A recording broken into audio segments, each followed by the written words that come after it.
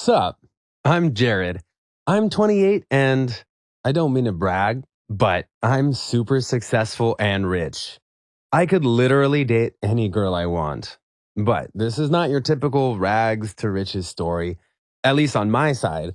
I ended up falling in love with a beautiful girl, but found out she was a gold digger. Not only that, she was hiding a big secret and I exposed her. I think she got what she deserved, but you can be the judge of that. You see, I grew up pretty well off. My parents had a decent amount of money and we lived pretty comfortably.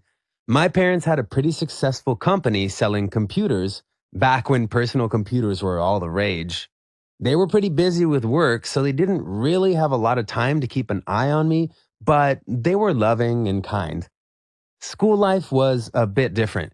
Even though my family was wealthy, I still got made fun of a lot. I was sort of small and scrawny and not very tall. I definitely was not the most attractive guy, and I guess you could call me a nerd. I didn't have a lot of friends in high school, but I didn't care. Most of my time was spent tinkering around with computers and solving math problems. That studying paid off because I went to a top college, and right after I graduated, I started my own company. I developed a new social app and spent days and nights working on it. I eventually became a very successful CEO and made a ton of money after my company went public. I was in magazines, on TV, and got invited to all kinds of exclusive events with celebrities and other rich people. One night, I got invited to an exclusive charity event. Even though it was technically for charity, it was better known as a matchmaking event where some of the most eligible singles could come together to socialize and meet their future significant others. I was a bit nervous going by myself, but I wore my best tux and was ready to mingle. The ballroom was really decked out. There were all kinds of delicious, fancy foods everywhere, dancers with really cool costumes, and even a champagne fountain. I ended up chatting with a few girls, but nobody really caught my eye. Either they weren't into me or I wasn't into them. I was about to go home until I met Megan. Megan was gorgeous. She was sexy but classy at the same time. She had long blonde hair and hazel eyes. I knew I had to talk to her.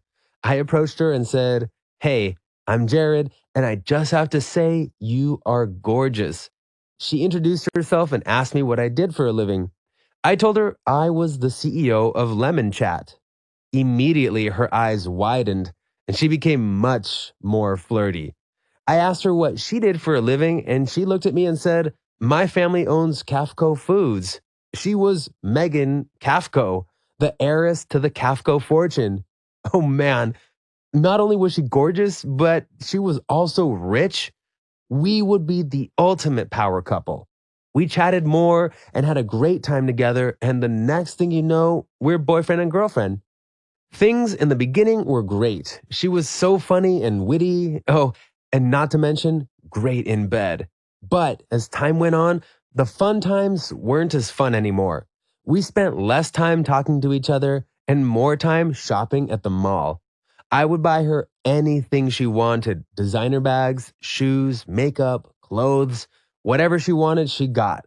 It was starting to get exhausting after a while, but I didn't bring it up because, you know, she was so much hotter than me, and I would never be able to land a girl like this ever.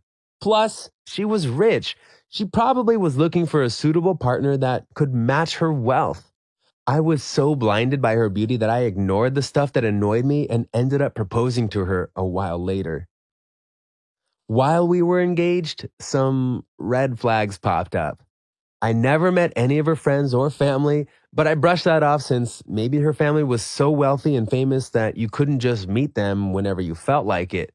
I also began to realize she didn't actually have any girlfriends, only male friends, other guys who came from wealthy backgrounds. It made me feel kind of insecure, but I didn't want to seem like a jealous boyfriend. One day, though, something really weird happened. She asked to borrow $100,000 from me. Okay, I'm used to buying bags and things, but $100,000 was still a lot of money. And it was weird because she needed it immediately and wouldn't tell me what it was for. I agreed to give it to her. I mean, she was going to be my future wife, but I was still a bit suspicious of her. After I proposed, I realized we spent less and less time together, and she spent more time hanging out with her friends. We talked less, and that spark seemed to be disappearing. One day, I decided to go through her phone to get to the bottom of things, and you wouldn't believe the shocking secrets. That's right, multiple secrets that I found out.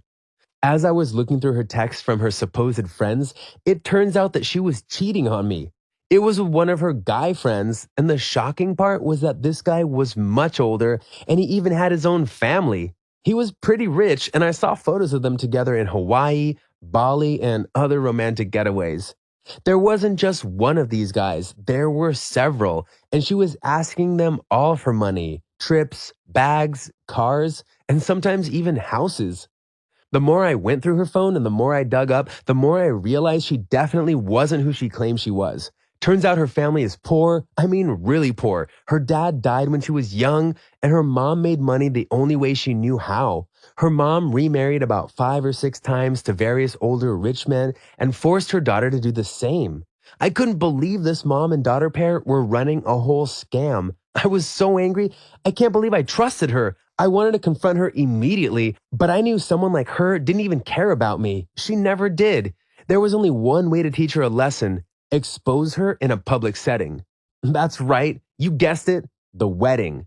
The next couple of months, I pretended everything was fine. She was so busy with wedding preparation that she didn't even notice my bad mood towards her. She wanted the fanciest wedding and wanted to invite all the most elite celebrities, friends, and contacts. She invited over 500 people to the wedding, including her mom and her sugar daddies. The more public, the better. We went through the motions until the wedding day approached. I was all ready for my speech that was going to expose her. On the morning of our wedding day, I got everything ready. This was going to be the surprise of her life. The time came. I walked down the aisle with a grin on my face, and after a while, she came down. She still looked gorgeous, but I reminded myself of who she really was. I looked at her cold eyes, those eyes I used to love, the funny, witty ones, and I was certain she felt no remorse or guilt. When it came time to read our vows, I went first. I looked at Megan and said, Megan, I wish you were the girl I fell in love with when we first met, but sadly, you are not. She looked confused, and the audience gasped. Behind us, I had a projector showing all of her cheating texts and photos with other men. I then continued to expose the rest of her bad deeds: the cheating, lying, borrowing money from me, and never paying me back. Heck, I even exposed the gross slimeball who was cheating on his family with Megan. His wife looked at him and slapped him across the face. And then it all started. The whole crowd went wild. There were screams, looks of horror, gasps. Seemed like I exposed more than one secret today. Everyone was going crazy, punching each other, taking photos and videos, calling Megan a gold digger. She looked horrified and ran off crying. The whole wedding was a chaotic mess, but it was worth it to me. Obviously, I never heard from Megan after that. Seems like we both burned that bridge forever and with everyone there that day. I guess I'll have to look for more than just looks in my next partner and be sure to do a thorough background check.